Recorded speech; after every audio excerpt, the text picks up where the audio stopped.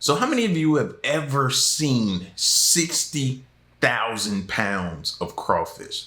Bump that. How many of you like crawfish? Like myself, I like crawfish. I like crawfish. You know what I mean? But this is how a Louisiana crawfish company harvests 60,000 pounds a day. This company hauls in 60,000 pounds of crawfish a day. Once they're out of the water, the clock starts ticking. Farmers have just a few hours to get them weighed, sold, and into coolers. And these little guys have to stay alive the whole time. As soon as they're dead, it starts breaking them down extremely fast. Yeah, they'll get mushy and spoil. These crustaceans are big business for Louisiana. They contribute $300 million to the state's economy and end up across the U.S. Do you ever sneak a bite? But you can't help yourself, especially when they're hot. But this industry didn't even take off until recent decades. In the 80s, some rice farmers... He was not supposed to ask her that question. I hope she didn't get fired for that. At least she was honest, but I hope she didn't lose her job. Farmers took a massive gamble. They experimented with cultivating the crawfish that lived below their fields. And it paid off. In just 9 years, Madison McIntyre has built one of the biggest crawfish companies in the state, handling up to 4 million pounds a year. Never imagined that it would be to this level, nor was it our goal. It kind of just happened organically. But because the farmed crawfish industry is so young, it's like the Wild West, unregulated and fast-moving. So how exactly did Louisiana's rice farmers come to harvest crawfish? And why do they stay in such a tough business? Crawfish are freshwater crustaceans, related to lobsters and shrimp. And they're native to Louisiana's bayous, rivers, swamps, and rice fields, like this one. And if you look closely, you'll see some holes. There's one right here. They go by all sorts of names. Crawdads, crayfish, mudbugs. They come out the mud, literally. From late September to October, rice farmers flood their fields, and the crawfish emerge from their burrows hungry. I always thought they were just lobsters who just couldn't grow. Like, just for some reason, they were like dwarfs or something like that. You know what I mean? That's what I always thought. By November, he can start catching them in rows of traps. Mauricio Guillen, nicknamed Junior, heads out on the crawfish boat, which doesn't have a steering wheel. And all that's controlled by foot pedals that are at his feet. Armed with thick gloves, he empties each trap. He has just 7 seconds to dump out a trap, load in more bait, and drop it back in the water. And that's just how much ground it covers between each trap. He's got to move quickly so the crawfish don't die in the Louisiana heat. Junior's pretty fast. He's a lot faster than me. This table helps them weed out any unwanted critters. And it separates the crawfish by size. The smaller peelers can fall through here. You know, they'll go from underneath here and then into these sacks. But crawfish's big break didn't even come until the 1980s. Rice farmers' profits were dipping. So looking for another income stream, they took a big risk and cultivated crawfish alongside the grain. Fourth-generation rice farmer Jim Johnson was one of them. It just works almost perfect together. There's almost no better combination of vegetation to go with crawfish. The rice plant provides a wetland for crawfish breeding and shade from the sun, and plays host to microorganisms like algae, larvae, and worms. The crawfish will feed off of those. The crawfish's poop then fertilizes the fields, and the two crop seasons line up perfectly. When farmers harvest the rice, the crawfish have safely burrowed themselves deep into the mud. Once the rice is picked, crawfish emerge from their burrows with babies. By winter, they're ready to be harvested and eaten. Soon, buyers all over the South, from Texas to... Oh my gosh, that's heaven right there. Do you see that? Bro, give me a good beer. Give me that right there and just leave me alone. Don't bother me, just leave me alone and I'm good. South Carolina began gobbling up the mudbugs. What was once just a local eat now makes up more than half of Jim's business. And with declining margins in the rice industry through the years, the crawfish not only supplemented it, but helped agriculture thrive. Today, the crops are an important part of economies like Welsh Louisiana's. All the crawfish in the whole nation are farmed in a 35-mile square radius of this area. From November to July, rice farmers end up with tons of crawfish, packed into sacks like these. Junior and his team will load them onto trucks and book it to the crawfish dock. In the summer months, they have to get the mud bugs weighed and in the cooler within 3 hours, or else the heat could kill them. And dead crawfish breed bacteria. Once cooked, it's technically still edible, but the meat falls apart and it doesn't taste as good. Madison pays rice farmers about $1.25 a pound for their catch. Unlike most crawfish mongers, he doesn't come from a farming family. In 2014, he and his friend Charlie started selling them out of his truck in New Orleans. At an abandoned gas station, and we would serve boiled crawfish through there on the weekends. It was so successful, he bought more trucks and expanded into a full-fledged enterprise, Parrish Seafood Wholesale. While a lot of crawfish companies focus on just one part of the process, Madison does it all, along with his dog June. He grows his own crawfish and buys from 36 other rice farmers. He also owns a company that hauls the catch, a processing plant, and restaurants, cutting out the middlemen. Now we Smart. That's how you take it from the ground level up right there. That was super smart. Anybody else hungry? Well, I'm hungry right now. This thing got me hungry. I want some crawfish now. have a little over 60 employees. We run 14 trucks, 7 days a week, 24/7. Madison washes some of his catch on this $150,000 machine. How many times have you gotten poked by crawfish? Every day, yeah. But you get used to it. Like, it doesn't really hurt. Not only do they have to watch their fingers, they have to watch out for runaways. And they're escape artists, so yeah. Yo, did you see him? He was like, you got me. You got me. Crawfish have to hit the coolers right after washing to keep them alive until they're sold. Madison tries to move the high-grade larger crawfish within 12 to 24 hours, but that's not always easy. It's all pretty much done on a handshake. There's no contracts. You have to be careful because people can buy all of your crawfish in the beginning of the season, and then as soon as the catch picks up, they can leave you and buy from somebody else. Stranding crawfish in these fridges. It can be a lot of pressure. The low-grade smaller crawfish are easier for him to move because Madison just sells it to himself. Then he sends it to his Bro Bridge factory to process the tail meat. Workers start unloading the crawfish off the trucks starting at 4 a.m. They dump them into tanks and skim off any dead or weak ones from the top. Then they give the mud bugs a wash. A conveyor belt drops them into a giant steamer basket. Using a system of tracks, a worker carefully lowers the basket into a vat of boiling water. Just like lobsters, crawfish go in alive to get the best flavor. That's why it's so important to keep them kicking until this moment. It takes just 2 minutes to cook them through. Then Madison and the team break them down this steel table into the peeling room.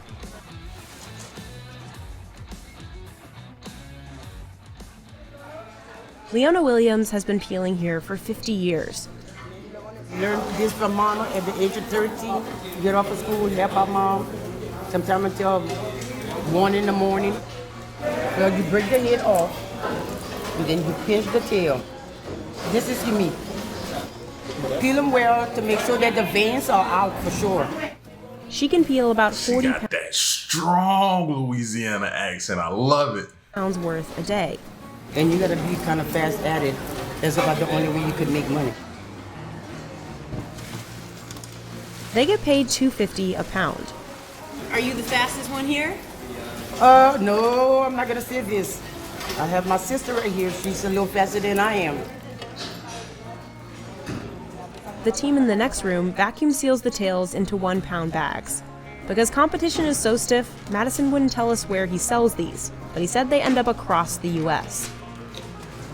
He also sends tail meat and whole crawfish to 3 restaurants he owns in the state, cooking up all kinds of Louisiana delicacies. Crawfish have been an important part of southern Louisiana's culture for centuries. According to the Native Heritage Project, the Houma indigenous people named themselves after the word for crawfish and used it as a war symbol. In the 1800s, a wave of French Canadians settled in Louisiana after being forced out of Canada by the British. they came to be known as the Cajuns. And they brought their lobster recipes with them. But short on lobster here, they swapped in crawfish. By the 1960s, crawfish had their own festival, and Creole restaurants were adding them to menus in New Orleans. It was definitely a Louisiana delicacy. It didn't really get much farther than the state. Crawfish have since gone definitively national, but locals still cook them into staples like etouffee, boudin, and boils. Madison's business partner, Charlie Johnson, uses a Cajun cooking style in his crawfish boils. Make sure the drain's shut. This is liquid boil.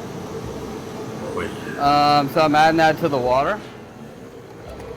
He first boils the corn and potatoes, drains them, and then cooks the crawfish last. Right there, when the tail starts to kind of separate from the head, there's that little white line. You can see the meat. That's usually a telltale sign that they're ready. While New Orleans Creole chefs add dry seasoning to the water crawfish boil in, out here, Cajuns dump on the dry seasoning after they're cooked. Protect that man at all times. The dude adding the seasoning to it, protect him, bro. That he just made it all right there. We shut that ice chest and we let them steam. I think the magic happens in the ice chest. That's when they start to soak up those seasonings. Down here, folks stop by the restaurant well into the evening. The Cajuns also love their dip. While back in NOLA, they don't use any sauce. That's not all of us. Yeah. With his factory, weigh station, and restaurants, Madison has become a considerable player in the crawfish industry. We're building a new facility that's going to be focused on air freight crawfish. But his success hasn't come without its challenges. As the industry boomed over the last 20 years, lots of people tried to get in on the action. By 2019, the number of crawfish farms in the state had doubled. And then came inflation. Madison says costs soared 40%. Last year, fuel alone cost him $150,000 more than normal. That's a lot of money that would have been profit. Yeah, labor's pretty high, and we have mostly foreign labor. 95% of his staff is working in the U.S. on a visa. And then we also have to house them and pay for transportation. You can't find local or American labor that would work as hard as these guys do side by side with us. Madison says he pays them just under $14 an hour, almost double the minimum wage. We'll put in 15 and 18-hour days, 7 days a week. So it's very demanding. We don't get to see our family as much during the season, but they don't get to see their family at all. Soaring operation costs and low margins have forced dozens of Louisiana crawfish companies to close. And so the people that came in just for the get quick rich scheme are not making it right now because of how tough the market is. Madison says the size of his company has helped keep him afloat. You know, we could absorb those blows, but a lot of people unfortunately couldn't. What big changes have you made to make it through this? We don't get big salaries. Madison said Parish Seafood Wholesale saw $500,000 in profit last year, and he paid himself just a $20,000 salary. He also says he invested more than 80% of the profit back into the company. So if anything ever breaks or if coolers go out, we have backup everything. You know, backup trucks, backup ice machines, backup freezers, backup coolers. We have multiple forklifts, which are all just luxuries. Because in an industry where one bad season could send a company packing, Madison has to fight to keep each crawfish alive. I think, you know, in the next 5 or 6 years, it'll be very lucrative again to be in this industry because there'll only be a handful of people doing it. Now this is how a Kashmiri chef cooks a 25-course wazwan wedding dinner. See this? These chefs are preparing a traditional Kashmiri feast known as a wazwan for 700 wedding guests in Srinagar, Kashmir. The 25-course meal takes 2 days to prepare and uses 125 pots to cook 1,000 kilograms of meat. 25-course meal? Fam! बनने में time लगता है मुझे भी time लग गया बहुत सीखने में That's Muhammad Sharif Khan, the head chef, known as the Wusta Waza. मैं हेड बस्ता हूँ यहाँ पे। मैं पिछले 35 साल से कम काम कर रहा हूँ। ये हमारा ये खानदानी काम है, दादा परदादा हमारे ये काम करते हैं। मैं अपने वालिद के साथ बचपन से ही निकला हूँ ये काम करने के लिए। We visited Srinagar to see how a wazwan is made in such big batches. The first day begins with chopping fresh vegetables, unwrapping spices, peeling chilies, and cleaning all of the pots known as degs. तो ये aluminium नहीं बनाते हैं। एक तो साफ सफाई होती है उसमें, दूसरा इसमें लगने का खतरा भी नहीं होता है। Outside, truckloads of wood are unloaded to fuel the hundreds of pots. इसके लिए अलग से ही लकड़ आता है। वो होता है या तो अखरोट का होता है या एप्पल का होता है, नाशपाती का होता है। जैसे बागात जो बगीचा होता है उसके पेड़ होते हैं, वही कट जाते हैं और उसी पे खाना बनता है। Once the pots are set, it's time to start preparing the meat. Among the 25 courses the kitchen prepares, the mutton dishes, gosh taba, tabak maz, and rista are some of the most important. तो इसमें बनाने के लिए मेहनत लगती है बहुत। सबसे ज़्यादा मेहनत है रिश्ता गोश्तावत। इसको फ्रेश मीट होना चाहिए, बिल्कुल गर्म, जैसे ज़बा किया 10 मिनट में 5 मिनट में हमारे पास पहुंचना चाहिए। To make these dishes, fresh cuts of mutton are trimmed and divided into separate parts. The boneless pieces are then pounded flat with these wooden hammers, known as gosh bares. से बना हुआ सामान है, जैसे वो देखा हमर देखा आपने मटन जिसे कूटते हैं, वो भी कश्मीरी कारीगरी बनाता है। यहाँ का जो हम नाइफ इस्तेमाल करते हैं, वो भी कश्मीरी कारीगर हाथ से ही बनाता है। ये बर्तन जितने बने हैं ये हाथ से ही बने हुए हैं सारे। ये कॉपर के बर्तन हैं सारे। With flies and bees.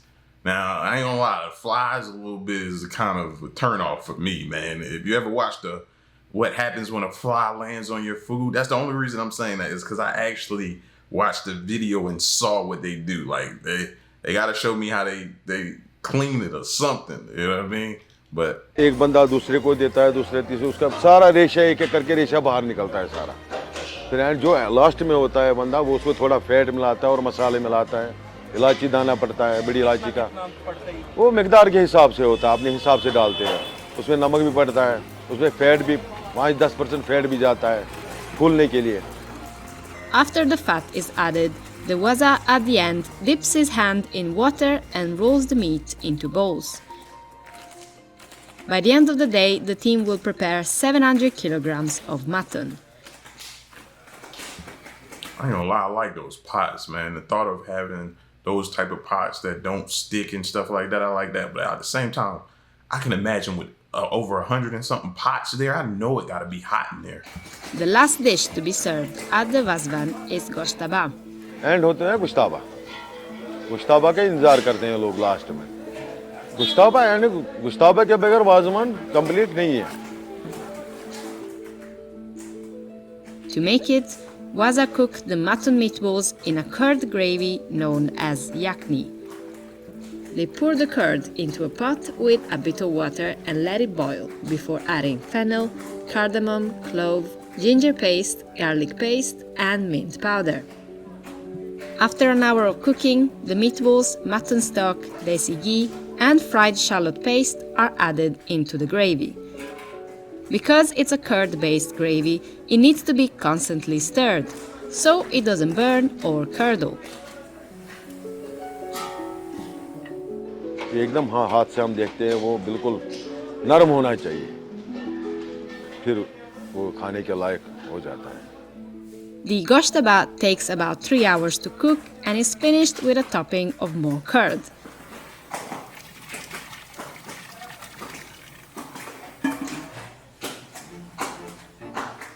Rista is also made with meatballs, but instead of curd, it's cooked in a water-based gravy and seasoned with local chilies and spices. I like my spices. Cook the meatballs in a bit of water and oil before seasoning them with Kashmiri chili water, turmeric, cardamom, clove, saffron, and Kashmiri cockscomb flour for color. After this, garlic, fried onion paste, and lamb stock are added into the pot.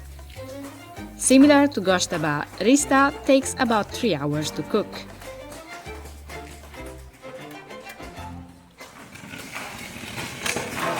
Another popular dish is tabak maz, a twice-cooked mutton rib dish. First, the ribs are boiled in water and seasoned with turmeric. Once boiled, they're seasoned with cloves, cinnamon, cumin, cardamom, fennel, dried ginger, and desi ghee.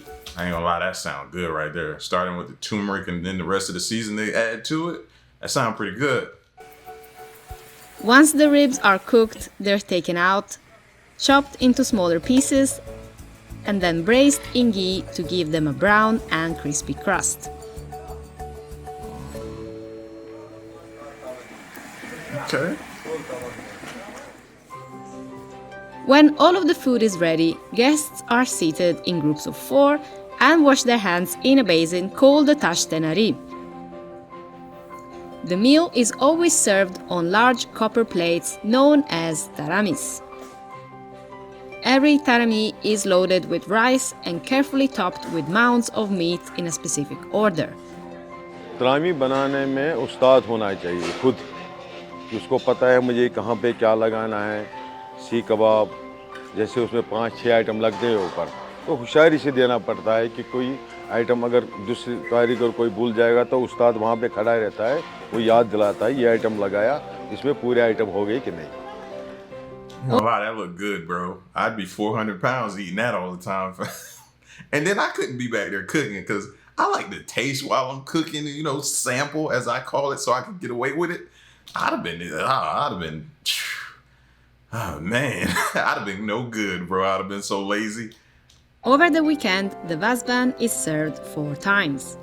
तरामी में कम से कम mutton 4 kilo भी पड़ता है 3 kilo पड़ता है जैसे बारात में होगा तो 5 किलो मटन भी पड़ता है. While this might seem like a lot of food, none of it goes to waste. Instead, guests are expected to save some and take it home. और ये हमारे मज़हब में सुन्नत है एक साथ खाना मुस्लिम में. I like how you sit down and you break bread together with each other. You know what I mean? Y'all sit down together, eat together. It's like a bonding moment as well. नहीं यहाँ कश्मीर चम्मच से नहीं खाते हाथ से शुरू करते हैं. The wedding also doesn't have assigned seating. That is the uniqueness of this wazwan, because we don't know each other for that matter. We don't know that, but when we just eat together over there, so that way we come to know about each other. You know each other. Yep. Yes, the 4 persons, unknown persons, sometimes they just come together and eat together over there. That's my favorite thing. And you will not find that anywhere in the world. That's only in Kashmir you find it. It's believed that the Mongol ruler See, that's what I was saying. And then I didn't know they didn't all know each other. So that makes it even better. We don't know each other, but we come together over food. That's why I used to say a long time ago, back when I did music reactions, I'd be like, yo, food can unite people. Food and good music can unite people. Brought chefs and recipes from Samarkand, Uzbekistan, to Kashmir in the 14th century. Once in Kashmir, the recipe began to evolve and incorporate local ingredients that would form the modern wazwan. The final dish served at each wazwan is goshtaba. My favorite dish is goshtaba only. It's totally different from other dishes like that. It's wholly and solely made in milk. And that way, no chilies over there. It has got totally different taste for that matter. वैसे यहाँ मेहमान नवाजी है कश्मीर में ये हमारा रिवाज है वाजवान यहाँ किसी को भी मेहमान आएगा घर में उसको वाजवान खिलाते हैं बाहर से कोई आएगा